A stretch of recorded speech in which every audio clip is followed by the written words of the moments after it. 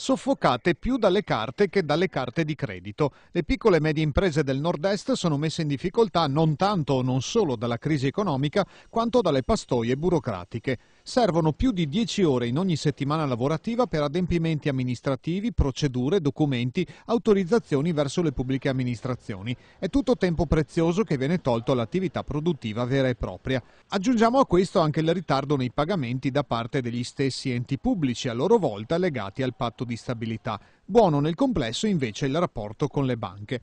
Difficile infondere fiducia però agli imprenditori per una ripresa nel 2010, sostenuta invece pur tra molte incertezze dal governo e da Confindustria. Quasi metà degli intervistati nella ricerca della Fondazione Nord-Est ritengono che anche il prossimo anno sarà segnato dalla crisi e quasi un terzo allunga il suo pessimismo fino al 2011.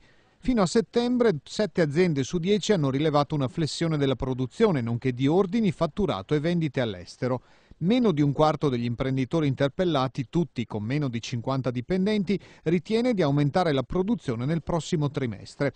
Una via d'uscita sono le collaborazioni, i consorzi, le alleanze. Mettersi insieme può aiutare a sopravvivere, magari puntando anche su investimenti, innovazione e formazione, concetti spesso sbandierati ma ancora poco messi in pratica.